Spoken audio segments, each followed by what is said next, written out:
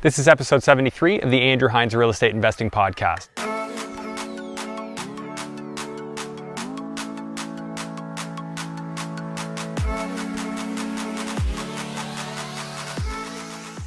Welcome to episode 73 of the Andrew Hines Real Estate Investing Podcast. You might notice that my surroundings are a little bit different than normal. This is vacation week for me, and I'm actually up in the Sauble Beach area enjoying some beautiful water and sunsets. But I found some time to get this episode out, and this one is another absolute grand slam. I have Mike Van Houdt on the podcast, and Mike is just an absolute animal, and I mean that in the best possible way. Mike's a serial entrepreneur. Everything he touches, I'm not going to say it all turns to gold, but he's willing to take risks. He's willing to take calculated risks, and he has an incredible success rate.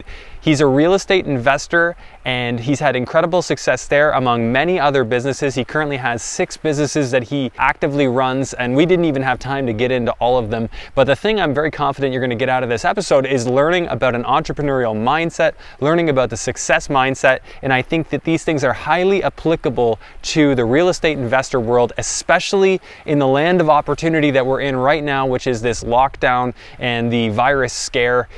These things are all opportunities in disguise, and this episode is really going to dive into the nuts and bolts of that. Just before we get into the episode, if you could please make sure that you have rated and reviewed this podcast on Apple Podcasts or wherever else you listen, and if you could also please just hit the like and subscribe button if you happen to be watching this on YouTube. I'd greatly appreciate it, and it certainly helps more people to find the podcast. So without further ado, I hope you enjoy this week's episode, number 73 with Mike Van Houdt. Here we go. Hello and welcome to the Andrew Hines Real Estate Investing Podcast. I have Mike Van Houdt on the podcast today. Mike, thanks for being here. Thank you for having me. Well, it's gonna be a fun one. I know we've talked about this since like a year ago. Yes, we have.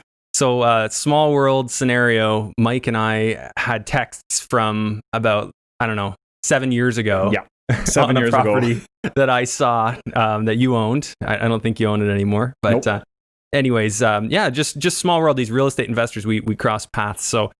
Mike, you're into so many things, a serial entrepreneur at heart, I think. And yes. I was just so intrigued, and I wanted to hear your story. So for those who aren't familiar with you, tell us a little bit about yourself. There's a lot. So this is going to be a long, good quality video. So thanks for watching, everybody. And thanks, Andrew, for having me on. So 7 years ago, I got this message from Andrew, and I was looking at it, and I was thinking, this is a guy that wants to buy a property, along with a lot of guys like you that wanted to buy property when I first got into it. So I bought student rentals. Going back, maybe let's rewind how I got into it. So where do you want to start? Because there's so much data. What phase should I start on? So I don't think Canada is where you were born, right? No. Okay. So start with the Coles notes of how you got here. So I moved to Canada when I was 17. My mom is from India. My dad's from Belgium. So here we go. This is what I look like. So I get noticed. Some people call me Portuguese. Some people call me Lebanese. Some people call me Spanish. I'm kind of all over the map here. So I moved to Canada when I was 17 by myself. My mom and dad were still in Dubai. That's where I was. That's where I was raised. I was born in Belgium, but I moved to Dubai when I was 2 years old. So I kind of have a background of understanding how different cultures think, because Dubai was sort of a melting pot back in the day. So I left Dubai when I was 17, came to London, Ontario, because my mom and dad were like, you can't go to Toronto because Toronto has too much drugs. There's too much drugs in Toronto, so we'll just put you in London, Ontario. And my cousin lived there at the time. So I basically kind of figured out how to grow up myself. You know what I mean? So do you remember Jared from Subway? Yeah. Jared from Subway. So that's how I started. I tried to figure out what the hell to eat. So I had like the addiction of frickin' Jared from Subway. So I had like chicken footlongs from Subway, and that's what I ate like every single day. So my mom and dad would send money, and that's all I would eat. Frickin', that's all I can remember of my like 17 to 20. And I also remember growing up in the first year. So 17 is when I started in London. And then I got out of London when I was 18. I moved to Toronto by myself, got an apartment in Mississauga. So I had to grow up really quick. And I think part of the underlying effect of who I am is just hanging around with people that are older and having that mindset of being older. So I always feel like I always feel like I skipped, I don't know about you, but I feel like I skipped like being super young. So like playing video games with all your friends when you're like 18, 19, 20. I just didn't do that. I didn't go to clubs and drink like crazy. I just figured like, how could I grow? Because I was kind of forced to grow, right? You know, so that has always kind of matured me, and that's basically how kind of real estate started. So, we'll get into some of the jobs I did, and the jobs I did kind of also when you come to Canada. So a perfect example is trying to make friends in grade 11. So I moved to London, Ontario, grade 11, and it was very difficult to make friends. Like, I don't know how it is in any other places, but here, when you move and you never had any sort of Canadian experience, so you just come, you go to school, and then to try to make friends is impossible. Everyone has their own little cliques, right? That makes sense, right?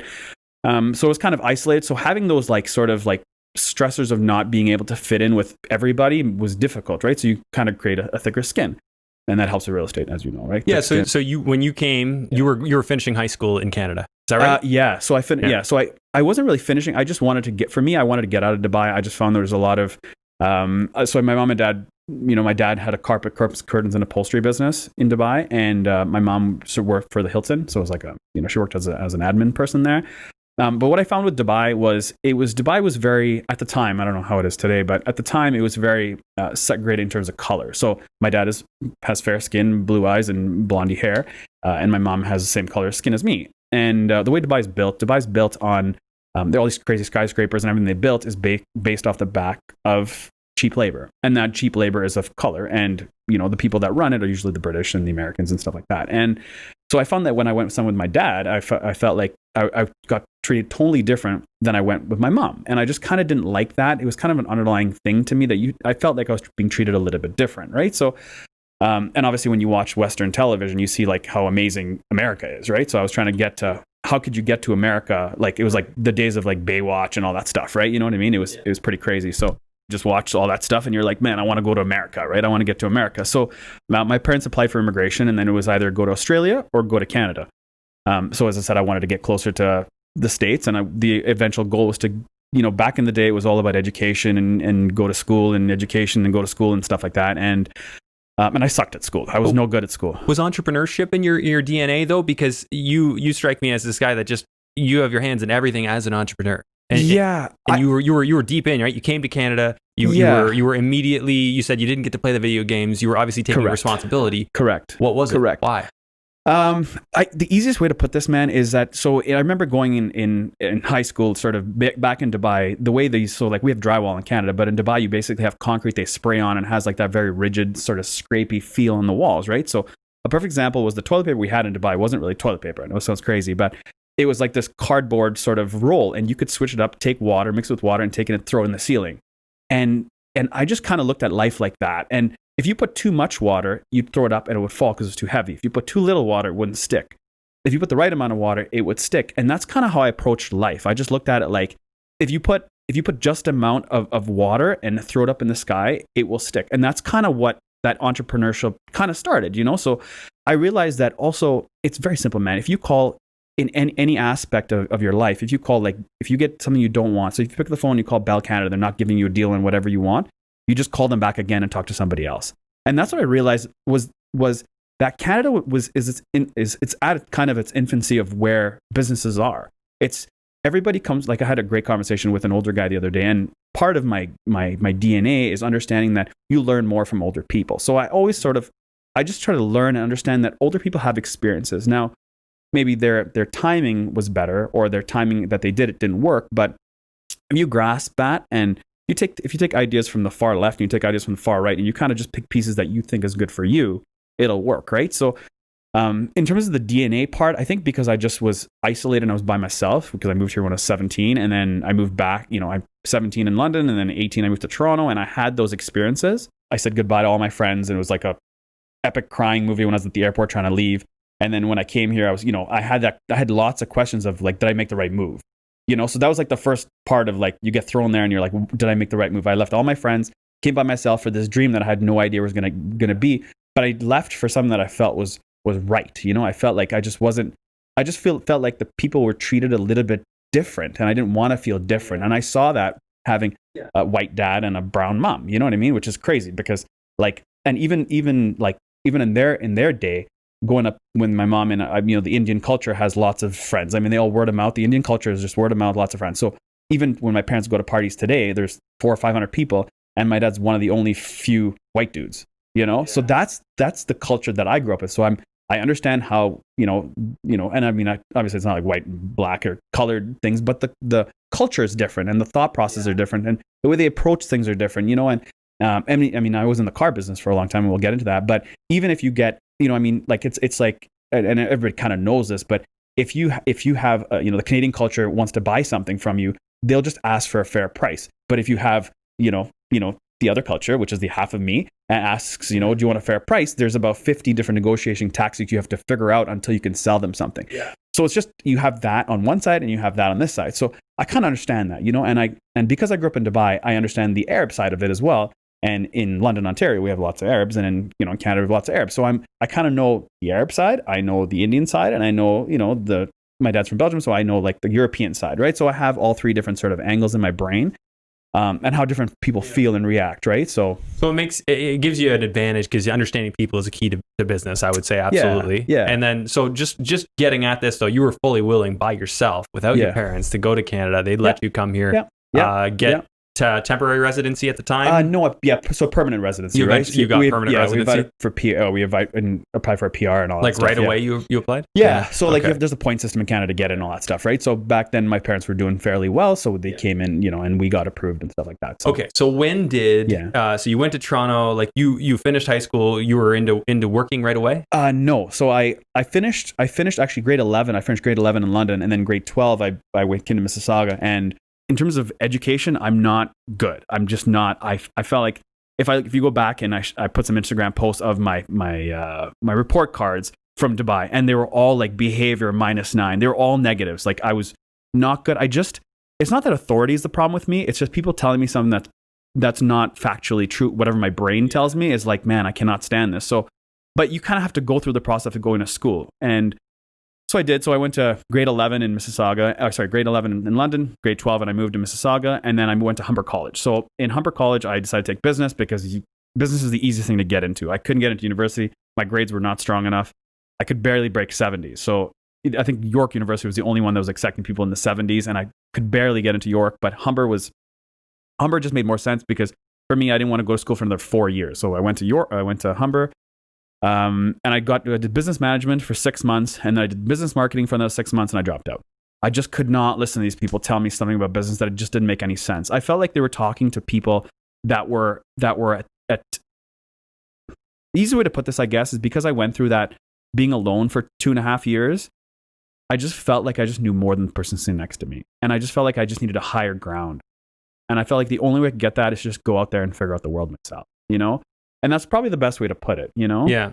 I have to say, for me, I knew I didn't do well in school. Similar story. Yeah. But I didn't know anything about being an entrepreneur. And my mom was, she worked in her own home businesses when I was growing up. So I guess I did know a little bit. Yeah. But it's so hard to kind of see yourself in that. Yeah. Because it's that scary taking that risk. Yeah. And for me, I think, I kind of grew up in a more liberal household. My dad was a school teacher, government benefits and government pension and stuff. And I think that mindset sometimes takes a while to get away from. For sure, man. Whereas you came to Canada, you were just on your own. It's like make it or break it. For sure. And there's a lot of guys so that's the good. There's a lot of guys they're all trying to make somewhere. The only thing that I noticed and as I said, I think for me is that I just don't get in the pool too long. And I think that's going to be the common theme with how I just relate to everything, and we'll get deeper into it, but the common theme with how I relate to anything in my life is, I was thinking about yesterday and how I could explain this the best. And I just thought about different swimming pools, and I surface level everything. So I'll get into as many swimming pools as possible, but I'll never go in the deep end. I'll always be on the surface of everything. So every business I touch, I don't really go too deep. It's just like surface test it. Does it work? And if it works, I'll go further down the pool, but I won't go deep. Yeah. Let's dig into that, because you are a real estate investor, and we're going to dig into that in depth. However, you also have a roofing company. Correct. You are a car guy, worked in car sales, Yep. and has a pretty awesome car channel on YouTube that does extremely well. And the videos are absolutely amazing, and we've talked about that. This ability that you seem to have, and I'm sure I'm missing some things. Lots of time. Yeah, we got time. So this ability you seem to have to, like you're saying, you just stay on the surface of it, but you create something that's functional, that gets results. Yeah. Without being consuming on your life. Yeah. Please explain. Well, I don't want to take all the credit, because it's about the other person that's not in this camera, right? I mean, it's about everybody that's in my ecosystem, and I bring people on that feel. Perfect example is this. I've always felt like growing up, I would have a better relation with talking to girls about certain things. So I'd always tell friends that were girls of mine, I'd always say, build yourself first, because if you build yourself first, you'll attract the right guy. So I try to have that same concept about everybody else. So if I build myself as strong as I can, I'll attract the right people. And then those people are say, yeah, that's cool. I'd like to work with you. And I get excited about things and I have energy because I want to use the energy I have today and I don't want to lose it today because I won't get it back tomorrow. Right. So if I feel lazy today, well, why? I try to always make sure that whatever energy I have today, I use it because I just don't get it back tomorrow. You know that we get older, man, and you just don't get it back. Right. So you want to capitalize on the enthusiasm and the energy now? Is that? Yeah, that's part of it. And then I'm not good at everything, right? I'm only good at a few things. Actually, I think I'm fair at everything, and I just give it a shot. I think the giving a shot is a big thing. And I mean, a lot of guys are giving it a shot, but they're studying too much, and they're not doing something, right? So that's another aspect of it. Like this COVID thing we're going through, everybody's happy they're getting $2,000, and they're not really they're forgetting about, man, you have an opportunity here where a lot of people are not doing things, So I just find that you have to, and that's so so going back to maybe the conversation when I was younger, is that because I'm focused on trying to take advantage of situations at all times, I give up that partly makes you older. So I partly give up being young, right? Being young and just being silly and doing silly stuff all the time, like young people do, right? So I try to focus on like, how can I make this work? How can I get that work? How can I keep these guys busy? How can I find somebody really good, like, let's start with a roofing company as an example, right? So the roofing, people's like, how'd you get into roofing? Roofing is not an easy thing to just jump into. You got to be a grounds guy to figure out how roofing works. But it was very simple. I mean, I had a whole bunch of student rentals, and we're going back and forth. There's a lot of like back and forth. We'll get to those. So the roofing basically started where I met this really good guy, and I met him from Kijiji, and it was simple. Back in 2008, I think it was, I had some stuff by Fanshawe and a couple places by Western, and I needed the roofs done. And I needed about 4 roofs done, and I went to Kijiji and I found 3 dudes. I found 2 people that lived in London. They've been roofing companies forever, and I found another guy in Kijiji who was a Colombian guy that just moved to London, and his English was pretty poor, but I knew that in talking to him, I compared prices, and the prices were like 30% less. And obviously, it's like starting a business. You just don't want to make a lot of money. You want to make some money that you can think. Whereas if you're established and stuff, you want to make more money, right? More profit. So, anyways, he was good. He felt really trustworthy to me when I met him. And obviously, at that point, I was just thinking about numbers. To be honest, I wasn't thinking like I'm trying to get the best workmanship. But the quality work was awesome. Like you looked at it, you thought, man, this guy does excellent work. So that was in 2008. In 2010, I got married to my wife. In 2010, I got married to my wife, and then we moved to London. And it was just, I was going back and forth too many times from Toronto to London, Toronto to London, Toronto to London. Just got fed up. So I met her, and I've known her forever, but we got married in 2010. And then in 2010, I needed my house that I bought. I needed the roof done. So I made contact with him, and I said, how are things going? And he said, things are going well, but I don't get all the jobs because my English isn't very good. And I thought at that point, I said, look, man, I know you. I know you do great work. I mean, like people should believe you, right? But we live in a perception world, and we live in an image-based world, right? It's like, what do I look like, and how do I present to you? It puts that dollar difference, right? Like I can charge you $10, I can charge you $30 because you believe my $30 is better than my 10, right? So there's some salesmanship there. So I said, look, man, why don't you just do all the work and I'll get all the business? And now it's been 10 years. That's how you started. That's how I started. Yeah, it was that simple. Yes, it's similar for me with my construction company because I didn't have a trades background whatsoever. And it sort of started as a necessity. I wanted to renovate my student rentals, but I knew that I couldn't afford to pay a GC. So I'm like, well, 2 options: either don't do the deal or figure out how to do this. And then I ended up finding a guy on Kijiji who ended up being one of my mainstays. I found other employees through Kijiji. And sure, you got to fire a lot too because you find a lot of riffraff there. You find a lot. Tons of riffraff. But there's a lot of good ones there too. And business skills.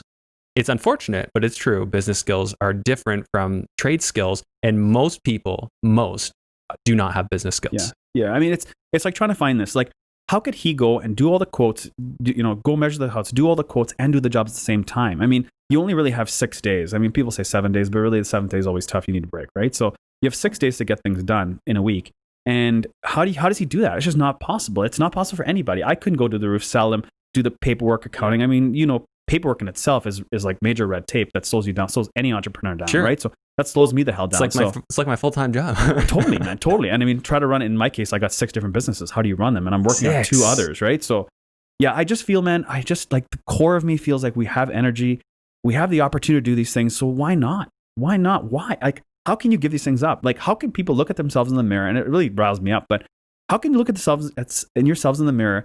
You know you have this talent, but you're not using it. Right. And I know that, like, I always see these things. Oh, I'm busy. I don't have time. And that's true, man, because we don't all have time. And there is some stuff that gets left behind. Like, you know, as I was saying, when I was younger, I wasn't a full kid. I didn't go to parties. I didn't get drunk. I didn't get high all the time. Like, I might have got high once and I realized, holy shit, this is a crazy trip. You know, do I want to do this again? You know, those type of things. But am I like, do I go deep? No, I just stay surface, you know, and it wasn't always, I mean, it was about the money. So if we fast forward today and we'll go back in this. So I fast forward to where I am today and I have the money. I know where I'm at, but now I don't have to chase for the money anymore. So I realize the money doesn't make me happier. The money, what it does now is it just starts like chapter 3 of my life. And then now I can do more fun stuff. So we'll get into that. But I think if we go back and we talk about, you know, how do people get that energy and that momentum to get started, right? Because I mean, like, how do you start? How do you get that, you know? So, well, I've got some questions specifically on it. I mean, so just getting into the details. So when you came to Canada, what were you bringing with you? Were you bringing some cash with you from your parents? So my parents were kind. My parents are the greatest, but they're very like, figure it out yourself, go do it. So I had a lot of crazy businesses, and I'll get into some of that, and some I can't get on, unfortunately, on camera, and not super illegal, but kind of illegal. Can't get too deep, you know, but you have to try, man. You have to try, you know what I mean? And you got to figure out, and Canada, as I said, is a pretty lax environment where you can try things, man, like not killing people or hurting anybody, but you can try stuff and fail and not die. And you can try stuff, fail, and make it work, right? You know what I mean? Did you feel like you had a safety net though? Like if it didn't work out, that they would help you, or was it more just like, we're in Canada, we're not going to starve? You know what, man? I just feel guilty. And because I'm a car guy, I can tell you I always had a bike. So this is the type of guy I am. When I was in London and I was 17, you couldn't get your G2, so you couldn't drive a car. So you'd have to get your motorcycle license. That was my only ability to get from A to B. So what I did was I went and wrote my M1 at Fanshawe College at the time, or the drivers, whatever. And they gave you a license to drive in the daytime. So my parents were kind enough. I bought a bike for $3,800. I remember this. And that was my car. That was my vehicle to get from A to B. So I was running in a vehicle, but the vehicle I had was a motorbike. So I drove this motorbike like a dummy all through the winter. So on crazy winter days, I'd be sitting there, put all the weight in the back end, driving a motorcycle up this freaking Sarnia Road, like everybody in London would know. And I've crashed this bike probably over 40 times. But it didn't stop me because I had to get from A to B, right? So that like kind of like, and people look at me like an idiot. So that gave me like small, tiny doses of thick skin, right? Small doses of thick skin. But I wanted to get from A to B and I couldn't get a car, right? So when I finally got a car, it was like an MR2. It was like $5,500 at the time. And I searched into the auto trades, which were paper back then. And I found this MR2 and I had to visit my best buddy who's in the US. I drove to the US and the engine blew up. And the moral of the story basically is that the replacement of the motor would cost me more money than the car itself. And I had to get my mom and dad to pay. And that gutted me, the fact that like they're nice enough to give me this stuff. And I just don't want to be dependent, man. I want to be independent so I can be myself, right? So you felt like, I had something to prove. Yeah. I want to make it on my own. Exactly. And that was the first point where I was like, man, I owe them this money because they helped me fix this car that they helped me buy that broke. And they wanted me to put me in a Corolla or something like that. And I was like, no, I want this cool car, you know? And at that point, I felt like, man, I cannot let them down.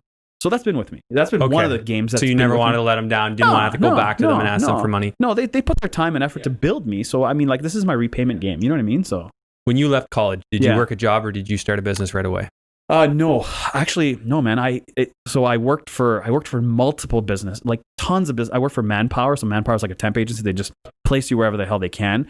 So, I mean, I did crappy jobs. I mean, I worked for like this subsidiary of like Canada Post where they'd have these letters that came out that weren't licked. So I had to take them and lick them and put them back. Yeah, man. You couldn't even use a sponge? No, man. I had to lick them. And I put, and it was like, and I had to lick them. And I remember doing like blowing freaking dust off these old IBM machines for like Sears, because of course everything was like the technology was so old, right? So these old Sears machines with these keyboards, and the keyboard letters were faded, so you'd have to blow them out. So I'm sitting there in this like room and just blowing out dusty keyboards, and I mean, you go through all that crap, you know. And I worked for the film industry. I worked as a security guard for the film industry, and I mean, it's very typical. If you want an easy job, you work security. I'm not a big guy at all, but I worked security, and I sat in my car, and I basically put up pylons. So I sat between like, I would say like 11 p.m. and 5 a.m. and I waited for all the trucks to show up, and I put pylons on the street of Toronto. It's pretty common, right, for the film industry. So I did that for a while, but then I got fired because I slept on the job one time, and the main guy caught me banging my door. I got fired. That gutted me. So you have a lot of guts, right? You have a lot of times where your heart gets gutted and you realize, man, I can't do that again. And then like, you know, you just try to figure out, man, like, how do you get better? Right? Like, how do you inherently get better? And there's so was that a pain point for you though, working all those jobs and just saying this sucks? Yes and no. I think I just wanted to be self-sufficient, man. I just didn't want to So that was the goal then. You had already achieved it. You were self-sufficient at that time? Yeah, I think the big, I would say, break for me, find something that I actually liked, and I felt like embraced of sorts, right? So it started off, I worked for this cardio performance store. So Fast and Furious days, this is back in, I was 2001. I don't know if you remember those days, but it was like Fast and Furious. They have obviously Fast and Furious freaking 500 now, but it was about souping up cars. So everybody had Honda Civics, and like the kids had Honda Civics, and the older guys had like Escalades and Yukons 22-inch wheels. So I got in that business, and I was kind of wanted where we souped up cars all the time. So that's what got me in the car business, where I worked for this store in Toronto, and we had all kinds of spreads. So what got the entrepreneurship part going was I had younger guys come into the store, and they had cool cars, and I just I would like befriend them and figure out like what do they do? Like, Andrew, what do you do, man? How do you have this like BMW M3 that's like souped up to hell and you're 18 years old? And the craziest part about it is like one of the guys that I met, he was like, I don't know, he was just, his family wasn't here. He was like me. His parents were in Hong Kong and stuff like that. He was a Scandinavian kid. He was from his parents were in Hong Kong. He was in Canada by himself, just like me. So we kind of clicked, right? And we kind of figured out a story. And he had this awesome BMW. He had a BMW M3 at the time. It was all decked out and stuff like that. And I was like, how does this kid get this money? And that was the entrepreneurship part that kind of, I figured out like, what do you do, man? Like, how did you get there? You know, like I'm in this job, and I mean, I like it because I'm doing souping up cars, but at some point this is going to end. Like souping up cars and putting air intakes on Civics are going to stop, right? They're going to die, right? Like, so how do you get there? So anyway, so one of these kids, and I met about 50 different dudes doing 50 different things, from like 30 drug dealers to like 10 dudes that were like doing illegal credit card fraud, and just all kinds of guys. Because think about it. It's very easy to spend money when you're doing that kind of stuff, because these guys have major disposable income, and they go from having almost nothing to like this crazy income. And the only way to kind of feed the need is to spend money on cars. So I was the guy. People would spend money on cars. So I figured, soup up their cars and all this stuff. And one of the guys was really interesting. And he comes in, and as I said, with his BMW, and I was like really intrigued.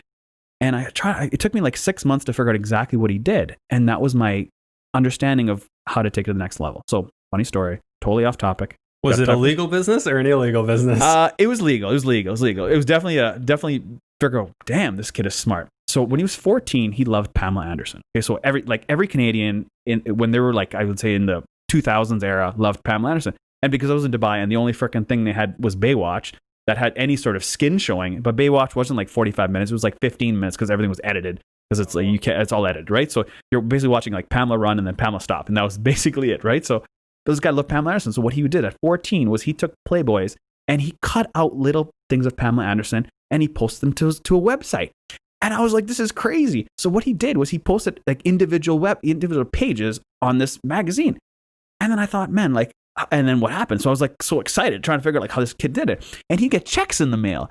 And there's checks in the mail, and he started getting like hundreds of dollars from subscriptions. Probably is advertisers, dude. Advertisers, he got these checks in the mail, and then I was like, and I said, okay, like what happened? How'd you get that? Like, and he was like, this guy's not giving the information because.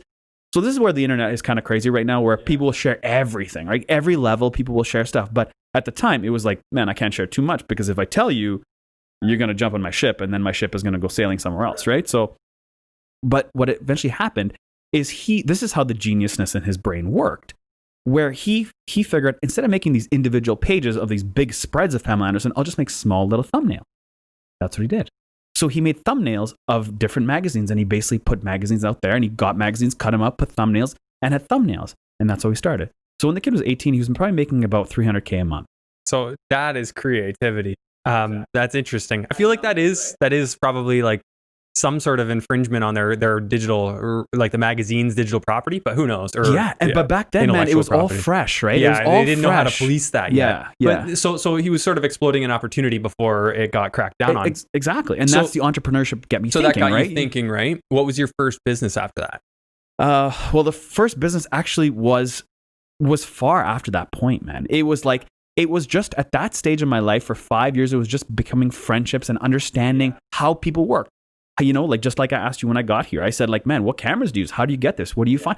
So it's basically just understanding how you get better and taking a piece of you and integrating into my life, just like people are going to take pieces of me, integrate in their life, right? You know what I mean? And that's how we all grow in this little space we have in. So that's kind of how it grew. So from that point, I left because I felt like, you know what, man, I wanted to get a real job, and working at a cardio performance spot was kind of a kid's job at the time. And because my mentality was always trying to think older, I was thinking, well, how do I get this? So I applied at Audi to sell cars, because Audi was it was really BMW. I honestly wanted to get into BMW, but BMW didn't hire me. I was too young, didn't have any experience, but Audi did, because Audi's kind of an up and coming brand. So Audi was the thing that I worked from 2005. So I was 22 or 22 and a half or so, from 22 all the way till last December when I quit. So and then that brought me to the next thing. So how I got into real estate, because people probably want to know, right? So at 21 and a half, the first year I got into selling Audis, I made 70, just about 80 grand first year ever selling cars, because Audi they had good commissions at the time. And I sold lots of cars because I was young, and there was no other young people in that business at the time. It was kind of just, I found a good situation, made good money. But then I had my T4, my T4s were strong. And then I put money in Great West Life, like most Canadians would, right? That's the theory of that life. You put money in savings and all that stuff. But a year later, I realized I put like $21,000 into RSPs, and I realized, looked at it a year later, and it was like 22,100. And I said, this sucks, man. It's useless, right? There's no point having this money there. So I just realized I just couldn't. It just didn't make any sense. So my cousin was doing that in London. My cousin, he was buying properties, and he bought this huge house for $100,000. And he was telling me, he's like, man, look at this huge house I bought for $100,000. I said, man, I'm not interested in this at all. This is boring as hell. I like exciting. I like movement. Come from the car business, and you're always a lot of moving and shaking, right? So a lot of people on there are gonna be like typical car salesman, typical scammers, car salesman, used car salesman extraordinaire. I get all this all the time, but I just like excitement, man. I like excitement. And so I thought, I said, what can I do? What can I do to do this? So I kind of dug into a little bit more. And the way that it worked for me was I wanted to get into the student rental game, because I figured man, I can get tons of girls and students. For me, it was like I was single at the time. Obviously, I wasn't 2 years old, right? So I got student rentals. I got basically 5 and 6 student rentals, and one of the ones you were looking at on Windermere had girls in it. You know what I mean? So I basically got student rentals. And that was my thing. I got student rentals, took money out of the RSPs, put them as down payments for student rentals, and and filled them with girls. And that, to me, it was fun, because then my buddies were like, "Hey, you want to go to London? We got tons of girls, right?" And that was kind of like the whole good times fun. And for me, it wasn't really about the girls, but it was about the attention of being in a cool guy role of sorts, right? Yeah. You know what I mean? So it's kind of silly, but that's the truth, right? Oh, hey, I appreciate that. So when you started buying those student rentals, you had some money saved up. I guess you were just living really lean. So were you going in with full 20% down payments or 25% down payments? You know what, man? This goes back to Canada being green, to be honest. I closed a CMHC deal and a Genworth deal in the same day. So you can't do that today. You can't say I'm putting 5% down on 2 properties, closing the same day. I've heard of people doing 3 still today. Really? Well, as recently as last year, doing 3 properties, all 5% down, saying it's their personal residence. Breaking the rules, guys, straight up. I'm not saying to do it. Sure. I'm just saying this is what I've heard. And I know what's happening now. So I know, I know what you're saying. They used to actually allow that on investment properties. Yeah, and at the time, it's just if you wanted the proper rate, you had to say you lived in it. So it was all very the thing is, people weren't doing it then. So to do it was very easy, right? And honestly, I didn't at the time, and even till even just till recently, I never, because I'm surface level. So people ask me man, you could have had 400 units, and I totally could have, but I just don't put myself deep in anything, man. I keep myself surface level all the time. That I could have a lot, and people look at me at the moment and say, man, you've got so much property. How'd you get in? And that's amazing you're at what you're at. But as I said, if I dug deep, I would have had a lot more. But it's boring to me. I conquered it. I did it. And that's why I'm sitting here today, honestly, because I got to the point, and we'll talk about that further, of my refinancing of my 2 big properties. And I think we've talked about that. So we'll have to go back and forth. Let's get into the progression a little bit, just to kind of, put it in context, because I think, so you had how many student rentals? How many did you get up to? How many actual houses? 9. I was at 9. And then you sold some of them? Yeah, I sold, and I got into low income housing, or affordable housing sort of deal. Not the program affordable, but into just I just felt man, I felt the whole cycle of the student rentals is tough unless you have a serious, and because I'm not structured at all, I'm just a let's go cowboy. I'm let's do it. It's cool, right? The structure, I'm always having major issues with trying to figure out, trying to get it all structured, because it's just boring to me, man. I just like the fact that it rolls. So I sold a lot of my student rentals, because the student rental game, man. It's a May to May game. They move in really in September, but they rented throughout the summer, and then in September they finally get into the space. They have fun, they have parties, and they're trying to show it again to the next May in like October, November, and the place is a freaking disaster. Yeah. You know, and then like they're not interested, and if you don't, this one doesn't live with that person, and it's just like a freaking nightmare, you know. Well, it's a business, yeah. It's a like business. It's 100%. And if you're kind of the more Richard Branson, I want to create it and then let it run itself, yes, or I want the excitement and thrill and then move on. Yes, yeah, running student rentals, yes, it's something that can be a pain in the butt. Yes, but also you can get your systems and make it work too. Yeah, and I mean, I think like, man, there's like, I remember you're always saying like, you know, there's power in being extrovert and there's power being an introvert, and it's like in certain phases in the way the world works, it's better to be one over the other. It depends on where you're at and what cycle of life, you know. So I felt like at that stage for me, I was like bored of it, and I'm like, I don't want to deal with it. I just want to move to lower income housing because it was consistent. You got rid of them all? I got rid of most of them. Windermere was probably my last one that you're looking at. The one I was texting you. Yeah, we found the text message. I know. Yeah. Isn't that funny? So yeah. So then lower income housing, you're not saying it was government program, but it was just... Correct. It was just like multi-unit? It was all, it's exactly the stuff that guys get into today when they're getting into it. Okay, right? So duplexes, triplexes, 5 units, 12 units, 17, 18. Is that what you're doing now still, or you moved out of that now too? I'm phasing, so today I have 88 units. I actually counted the other day. So 88 units? I have 88 doors left. So that's what I have right now in terms of... Across how many properties? 12 or 13, 12 or 13, yeah. Okay. So like my main holder ones are, and we'll get into the details, but my main holder ones are 36 and 14. That's what I have left because they're quality. Yeah. They run themselves, and those are the twos I just refinanced. Everything else I was just paying down, you know. So I paid everything down that I could. But I think, man, for me it was like it's and I've toyed with flips. I've toyed with everything in the sort of real estate game. But at the same time, I didn't want the headache. Yeah. You know, I didn't really want the headache. I've been through the headache of doing toilets and augering and getting calls and all this stuff. So I did implement property management about 5 years ago because the phone calls are just going crazy. You know what I mean? So I wanted a break there. So you got yourself a property manager. Yeah, just a break, a middleman basically, right? A middleman of sorts. So basically went student rentals to multifams or to smaller multifams, and then I did some flips in the middle, right? And then to basically big multifams, and then that's. And was it an amalgamation of the money that you made off the student rentals, buying them for 95% financing, 5% down? Yeah. And you saved, I mean, I'm imagining you bought several properties between $100,000 and $200,000. Yeah. I mean, the one on Trot Drive, which was like a huge party house for like, that was like crazy party. That one was $230,000. That was my one of my first forays in the student rental game. So I didn't. And now that would be like 400 or 500. Yeah, something like that. In the fives. Yeah. And I mean, like, and fast forward. I mean, here's the actual truth is that when I started in it, and a perfect example, I bought a 16 unit for 400. I think I remember. Yeah, 440. We put about $125,000 in it. We had it for 8 years and sold it for $850. The person that bought it from for $850 had it for 3 years and sold it for $1.4. So, and did no work. Step back a second here. So you bought it for how much? Yeah. I bought it for $440, put 100 in it, sold it for $850. This is over an 11-year, about a 10-year period.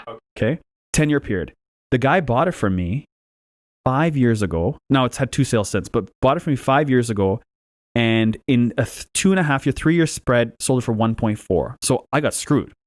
Okay, so basically that tells you when I got in the rental game or the real estate game, man, it wasn't because I was like, man, I'm trying to get as many uses as I can. I want to be rich. I want to refinance. I want to pull the money. None of that stuff went through my mind. It was just like, cool, I have actually an asset that's kind of cool. I'm like, I have grass I can touch.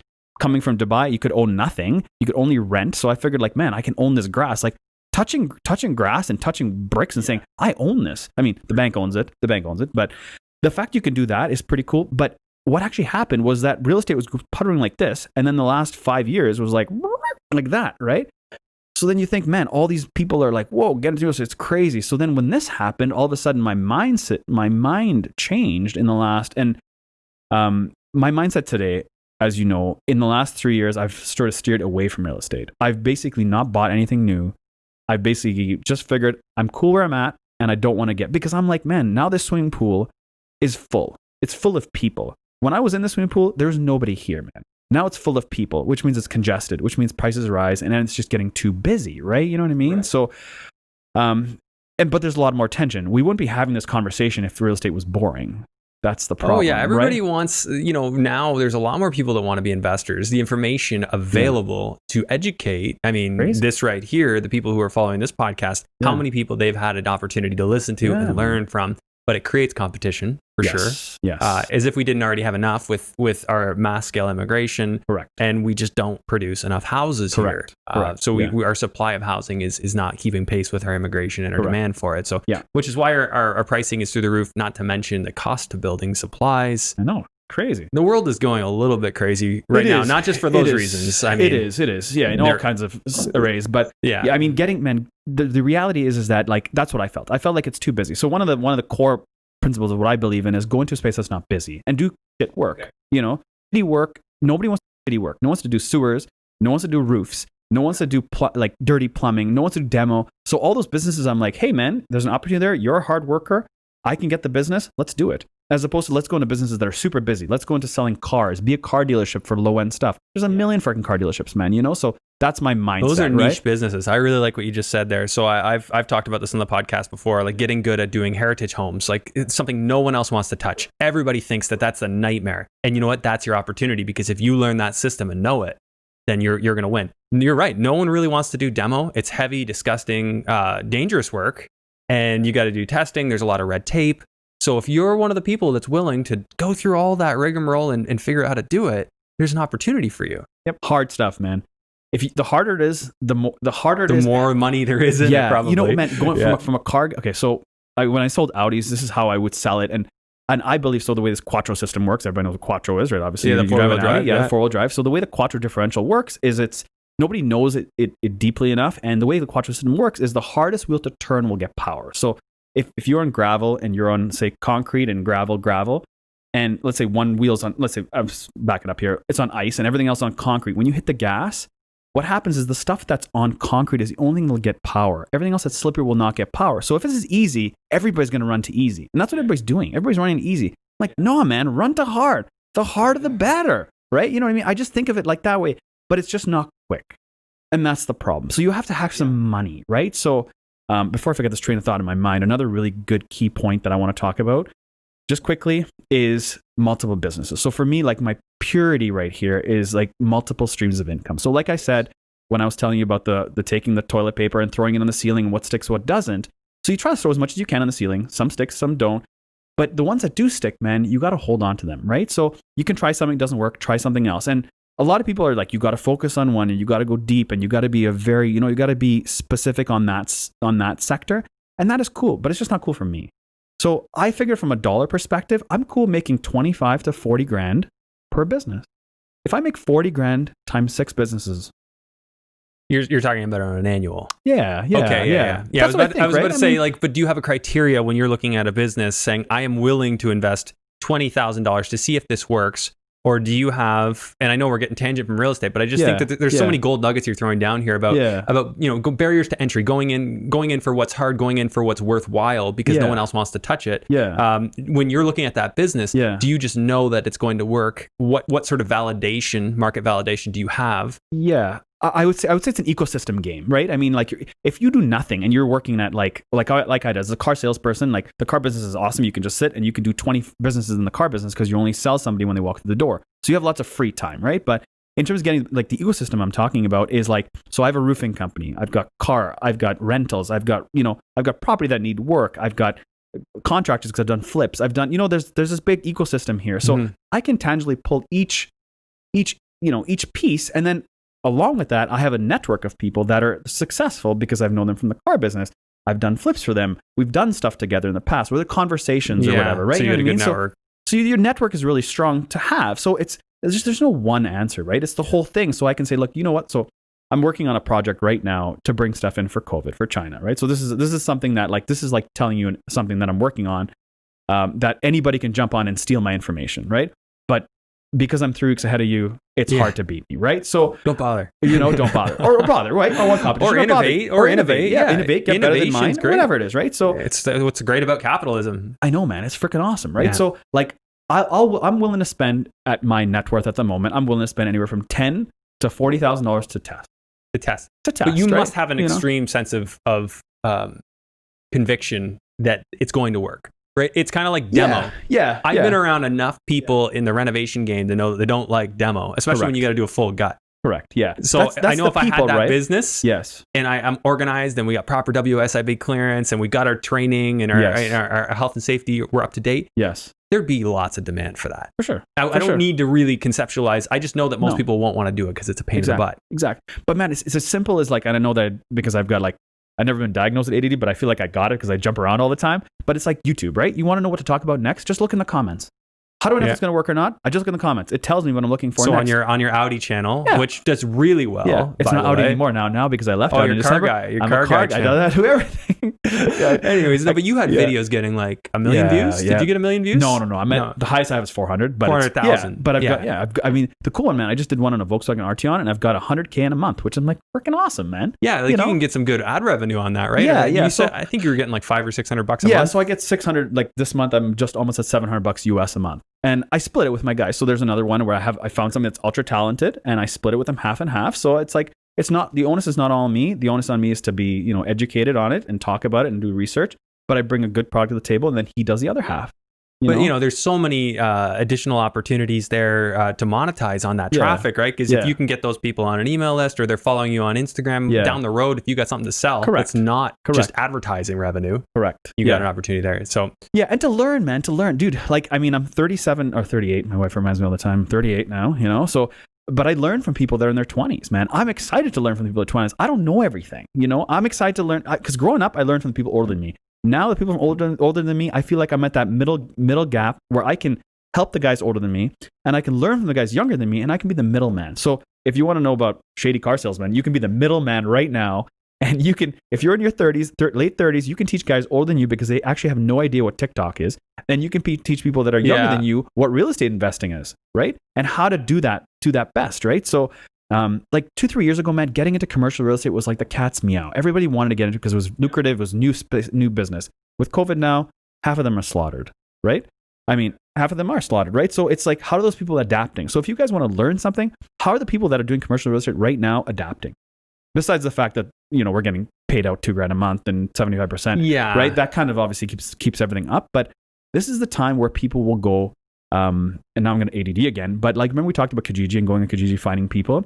Kijiji used to be full of people, tons. You could find contractors left, like from 1 to 100 in any space, you can find them in Kijiji, right? Try that today. There's about 5 to 10 because all those out of Kijiji, 100, probably 10 were good. But now there's all those 90 that are crap actually are doing jobs and working today, right? So there's so much crappy labor out there doing crappy work, screwing people over and all that stuff, right? So right now, you got to think, man, some of those commercial people are hurting. Now, all the crappy ones will fall off and all the good ones will succeed. So if you want to get into commercial real estate right now, follow and investigate right now. This is a breakthrough time for people. So there's so many opportunities right now. So people can look at life and say, hey, man, like life sucks. And I'm just going to give me my $2,000 and wait till it's all done. Like, are you crazy? You're wasting time, man. You're wasting time right now. So that sort of stuff burns fire in my butt. Yeah. You got to get out there and do it. There is an opportunity right now. I got to think just like surface level. So many people are going to be afraid of commercial right now. Yeah. Therefore, it's going to be a deal. Like all these landlords are going to have leases that are not being paid. Yeah. And they're going to be begging for somebody to just come along and take it off their hands. Dude, and man, so like I just put my wife in a short-term lease because I'm opening up that car dealership I'm talking about, like the YouTube channel that I'm working on doing, like the whole YouTube channel. There's so many pieces here, but the YouTube channel is going to be at some point. I'm going to sell select high-end stuff. So between about 75 to 300K. So you'll just have specialty cars you bring in. Yeah, so 2 or 3, and then it's selective. It's going to be closed door policy. It's going to be by appointment only. It's going to be, if you're looking for something, Andrew, you say, you know what, man, next year I'm looking for a Performante, hypothetically, right? You know what I mean? I can say, you know what, man, next year I know a guy coming with Performante. We'll put 2 and 2 together and we'll get your Performante. And then we can review the car online. So it kind of has that piece. But I put my wife in a short-term lease only because like right now, we don't know where the world's going to go, right? And you can do a short-term lease. So you can fill in. So like, Andrew, you want to open up a small restaurant? I mean, restaurant's tough now. Let's pick, you want to open a small boutique clothing line for whatever. You can jump into a commercial lease right now because you can fill in somebody's lease for short-term for a year. You don't have to commit to anything, man. You can just piggyback this guy's lease there's so many and options. Try it for 1 year. If it works, great. If it doesn't work, who cares? Yeah, if you need office space right now, you're laughing. You're laughing, man. Yeah. You're laughing, right? Or even get a bigger space and make man, the world is so clean and easy, and people are going to work with you because nobody else is lining up. There's nobody lining up for commercial space right now. Nobody. I mean, unless you're Amazon. But really, there's nobody else lining up. Yeah. So there's an angle, right? There's your opportunity, right? Again, focusing on what's hard. And I think this virus, this illness, like the economic plague that is to follow, it's creating opportunities everywhere. It's just a matter of our mindset and how we look at it. For sure. Of course, there's all kinds of political stuff we could get into and how it looks. But I mean, no matter what you believe, right, left, it's always going to be opportunity. It's always there. Man, this is the craziest thing. So I'm always I try to bring back. So I write notes. So I mean, my notes, if you go on it used to be in a book, but now it's on like your iPhone, right? So I looked at property in Manhattan. Perfect example. Okay, I was thinking, you know what? If Toronto ever crashes, I want to buy a nice condo again in Toronto because I had one, but I sold it.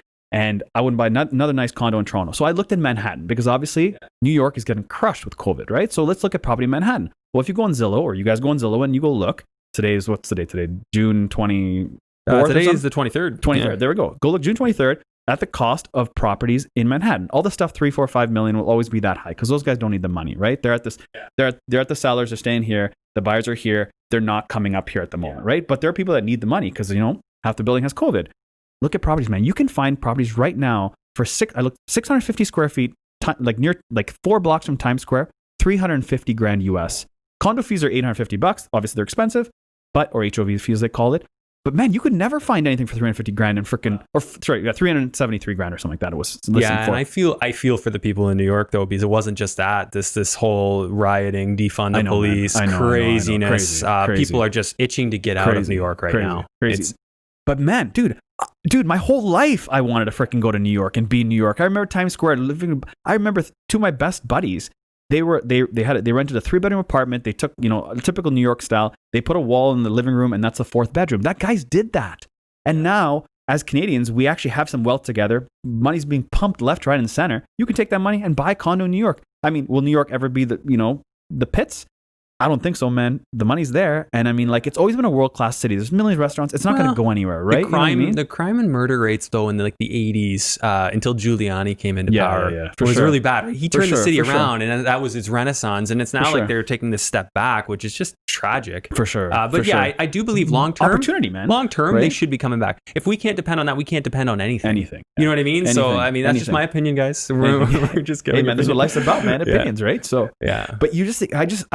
I look at opportunity, and there's lots of things that I've said no to, and I'm like, oh man, thank God I did that because I would have been screwed, there is, and I have lost money on things, man. It's not like I win everything, and like stocks, obviously, I day trade, right? So my stock game is I've had as crazy, and I can show you a screenshot of it. I've had as crazy as losing $15,000 in a day, and I've had as high as investing $3,500 and making $121,000 in one day. In one day? In one day. Yeah. That's are you wild it is. Are you up overall? Yes and no. So I'm up overall in terms of where I'm at, because the thing is, the government, when you put money in RSPs, the government gives you money back, right? You know what I mean? Okay.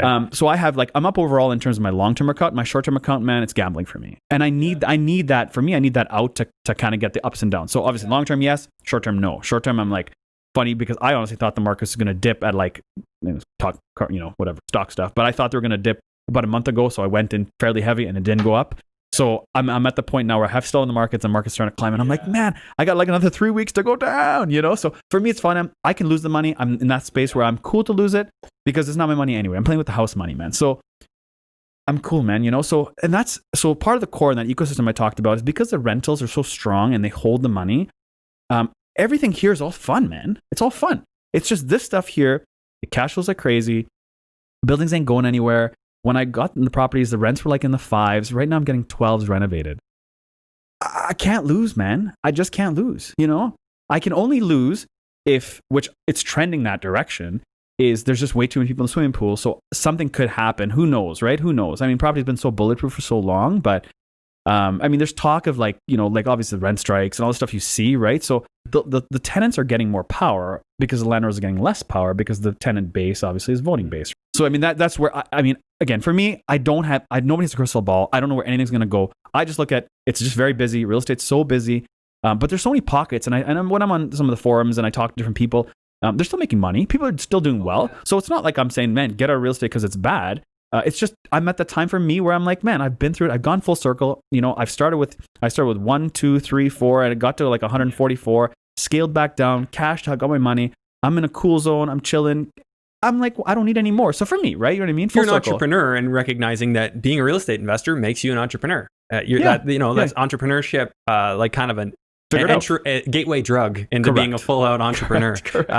Because you have to exercise. You have a customer. You have to satisfy them. If you don't, you will lose them. Go get rent strikes. So there's all kinds of things that in this game that I could see how it fits in with being an entrepreneur. Correct. All around. Yeah, and people are interested, man. I mean, people are interested. About 5 years ago, when the market started to lift, instead of people talking about stocks and politics and red tape, they all talked about real estate. Everybody that came into this dealership and talked for me selling cars was always about just talk about real estate. So for me, I never really sold cars. So part of being a real estate investor or being an entrepreneur, you have to be a salesperson of sorts. I don't care what anybody says. You have to be able to sell something, right? Whether you're selling a unit or you're selling you're selling yourself to somebody to sell you their building for a lower cost. I mean, that's it, right? I mean, they want $1 million. You go in there, you sell yourself. Maybe you get it for $950, right? And instead of giving to some big corp that doesn't care about the tenants for $980, I don't know, right? You know what I mean? There's a reason.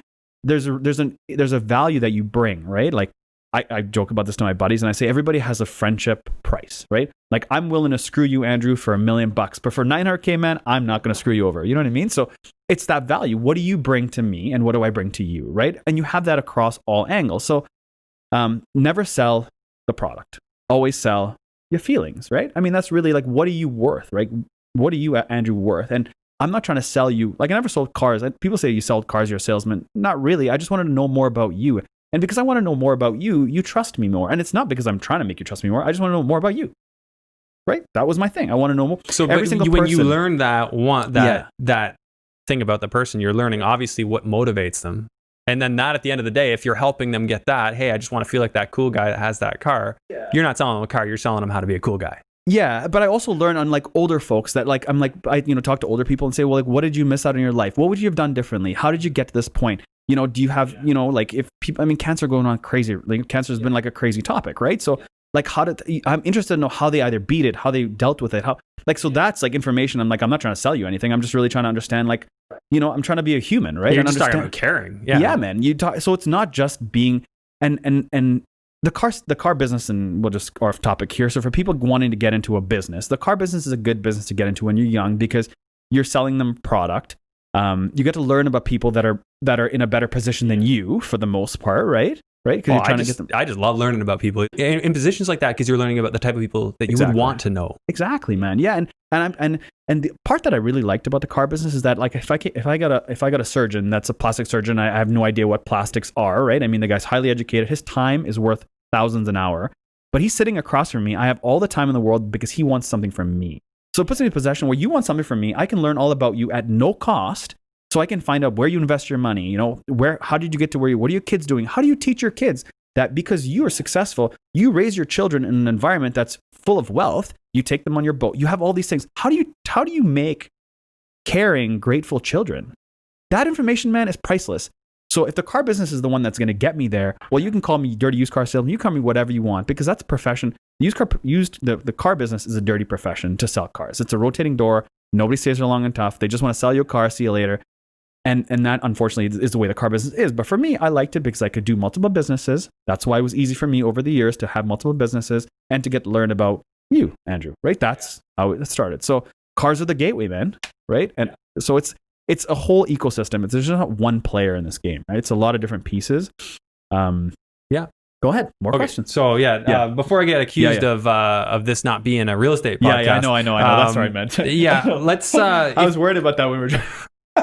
You know what? Let's just talk about this 36-unit building. When did you buy that one? Get to the point, guys. Get to the point. Yeah, well, we're running out of time here. Real estate podcast. Okay. All right. So when did I buy it? Yeah. When did you buy that one? I bought it 6 years ago. Okay. So 6 years ago, what'd you buy it for? I bought it for $2.25. So $2.25 million. Yep. Did you have to renovate that one at all? Yeah. So every time somebody moved out, I went in there, ripped out the kitchens, put new kitchens in, flooring, paint. Have you done all the units now? No, because I haven't had everybody move out. Because my lowest, too short a time. Yeah, in 6 roughly years. 50% of them. About 60% of them? Yeah. How much have you spent? About, I'd say close to $250,000. $300K. Yeah. Yeah. Okay, we'll call it $300,000 to be conservative. Sure. Okay. Yeah. And I put a roof on it, but hey, I got a roofing company, so that works. That helps. Yeah. What do you figure it is it is worth now. Well, actually, we'll just do purchase plus. Yeah. Have you refinanced it at all? Yes, I did. When did you refinance? Just did. Okay. Closed last week, actually. Okay, so you must have got a nice appraisal on that. What'd you get? Well, it was CMHC one, and CMHC couldn't actually come down the property because of COVID, so they did everything over the phone and metrics and values and stuff like that. So and CMHC is obviously not as open as possible. So I got on an actual appraisal, so a human going there, because I actually got appraised myself. I paid the $3,000 or whatever to get appraised, and I got appraised for 6.1. 6.9. My God, that is you got something. a bat, because I mean you got a ball and a bat. I'm about to swing. You knocked it out of the park. Yeah, absolutely, you did. Okay, so did they give you 85% of that, or? So yes, but I didn't want to take 85%. I took 75%. Okay, 75%. No, so they didn't give me. So they didn't pick the 6.1 appraisal number. They picked. I think it was 5.1 in total. Yeah, so we'll just they pick a number. That. Yeah, so. I mean, but there's a deeper story to the metrics of it, which the viewers will like. We don't have time for that in this one, unfortunately. But I know, and I've talked about it before. But yeah, so at 75%, you're 3.825. So I got So then I obviously had to pay my. You're talking about which part here? 3.825 would have been your new mortgage at 75% of 5.1. Yes, it was. It was 3.81. Well, the money I got, but I took 75%. So the numbers I got in my account, so I got what I got put in my bank account after paying everything. Well, they have fees and all that too, right? Yeah, but I got two after paying off. So I'll tell you, I'll work the math. So I owed, this is the easy way to how I think about it, is I owed 1.3 mil on the building. I just got put 2.4 mil in my bank. Okay. And then I had a private on the guy I bought it for 2.25. So add those numbers up, and that's what I have. Okay. So I have another way. Well, I'm going to work this way just for consistency. Just to stick with my system. So you would have had, even if we just want to look at upside, we won't look at owing, but. So my rents obviously went from upside was 1.2275 in terms of from what you bought it. So basically you've pulled out everything that you purchased it for, the 2.25. You pulled out the $300,000. Yep. Plus 1.275 on top of that. Yes. So that's 1.275 in your pocket on something you've owned for only 6 years. Yes. Turning it over as people left. This is the magic of real estate, and you're an entrepreneur and you saw an opportunity there. Yes. Which that's an incredible one. And I didn't want to miss that. So now what is your approximate cash flow do you figure on a monthly on that place? So it was always grossing about, so gross is 390 grand, and my net 390 grand. My numbers, my expenses, so my taxes are 50, my utilities are 15, and maintenance and fees and insurance was, $8 grand a year, and that's what I'm left with. Okay, so what's your gross rent again? 384. 384 a year? Yeah, 384. So 384,000. And then your taxes are how much? 50,000. We'll do quick math here. Insurance, how much? 8,000. Yeah. And maintenance 5%, it's like 20 grand a year. Yeah, that's what they used. Yeah, management as well, 5%. Sure. Okay. Sure. Water, utilities. So everybody pays their own hydro and water. So my utilities were 14.5 grand. 14,500. I know, it's super cheap. I got new boilers in there and all that stuff. Snow, garbage, all that stuff. I have a roofing company. I have 2 plows on my roofing trucks. Sorry. So they're from your company. Yeah. We'll just call it 2,000 a year. Okay, so 2,000 a year for that. So let's just see. Guys. I got to get to my numbers, man. Everybody loves the numbers. I know. Okay, so you have to do another numbers breakdown. I didn't come for the numbers. I came for the getting you there program. So the 5.1 million times 75%, and you were how many year amortization? 40. I did 35. 35. So see, it's the funny part. CMHC they charge you 0.5% more for an extra 10 years. They charge you 1% more for an extra 5%. And I'm like, no, man, I'll just keep 75 points. 75 points, 35 years. That way cash flow is low, right? I mean, my thing is low, and it just makes sense to me. So, Mike, what was your interest rate on that one? 1.98%. Fixed? 1.9. Yeah. I know, dude. Okay, so Mike, I know. I've got a mortgage payment at $12,600 approximately. Yeah. Your cash flow on that building alone is $98.51 a month. Yeah. And that's a building that gave you $1 million. I know. Your math is a little bit off there. I know. This is simplified, but I actually got 1.65 million. Okay, so you got even more. Yeah, I try and simplify here, and I know my numbers. I did bring the numbers. My apologies. I should have. I didn't.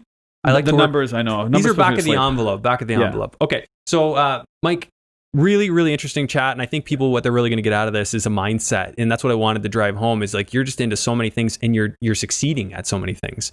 So if there was something, I fail at things too. Sure. You know, right, what's your success rate? 70%, 80%? Yeah, 70, 75s. Yeah. As I said, I just tinker, right? I tinker, and if it works, great. It doesn't and work, you right? hedge your risk, and then the ones that succeed, they compound receipt because every year they're succeeding, right? I know. Long term. I know, man. I just look at this and I'm like, I don't even know how the hell I got here, but it's great. You know, it's cool and it's great. But okay. So quick thing. So there are problems. So I know people think, oh, this is amazing, this is crazy, but there are problems. And the problem now I face chapter 2 in my life is what am I going to do with the money? Yeah. That's a whole new show. And I kind of want to like document that, right? So thank you to Andrew and all the guys that we'll got me here. Get you back here. Yeah. Look, we'll build on this. Let's give it a few months and then let's have another chat and kind of see how things are going. But if there's something you could leave our listeners and viewers with for today, they're real estate entrepreneurs, people who want to take it to the next level.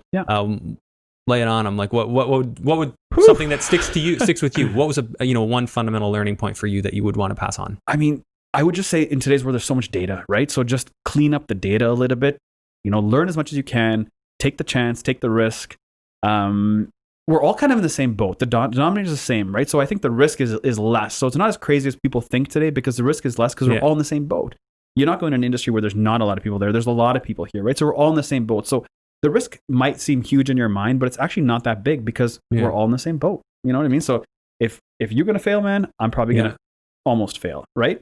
So sort of. So people shouldn't be emotional about the risk. They should actually try and be objective about it. You should never be emotional about anything, man. No? Never. Not even your excitement to get into something? Yeah, that's to get you started, but not to take the chance, right? Don't let your emotions make you steer away from the chance to do it, right? So I would just do it because you just, you always have to have a thick skin, man. I think that's the key, right? So there's obviously not one freaking answer. There's so much to this picture, So but it starts here, right? It starts here, and I'm going into, just like these guys are getting into new spaces, I'm getting into new space too. So we're all kind of learning from each other, and that's what I think the best thing about this world we're in. Awesome. So, where can people follow you or learn more? This is tough because I'm gonna make my own freaking YouTube channel. But do you want to do like Insta and then you can just put your link in Insta? Yeah, wherever? You know what? I think if you just search, I think I'm gonna just go on YouTube, and probably YouTube's probably the best. So Mike Van Houdt, so MikeVanHoudt. You'll be able to find me there. So I'll put something there. If you change something or add something, just let me know. I'll add it to the show notes. So for anybody listening to this episode next year or anything like that, they'll be able to access it. Yeah. So just Mike Van Houdt is my own stuff, and then Accelerate is the car stuff. So Accelerate is ACCELER, and then the number 8. Number 8. Okay. And I'll put that info in the show notes so people can follow. Mike, thanks so much for doing this. No worries, man. Thank you for having me. We like barely scratched the surface. Oh, I know. Oh my God. There's so much more. We'll bite-sized chunks. No, we'll do more and more. I know. Anyways, I appreciate it. And I'm looking forward to the round 2. Sweet. Thanks, guys, for watching. Thanks for watching today's episode. Just a friendly reminder to please rate and review this podcast on iTunes. If you're watching on YouTube, make sure that you smash the like and subscribe and notification bell. And also leave a comment. And hey, while you're at it, why not share this episode with somebody you think it could help? It helps this podcast grow, and I would really appreciate it. Thanks again. We'll see you on the next episode.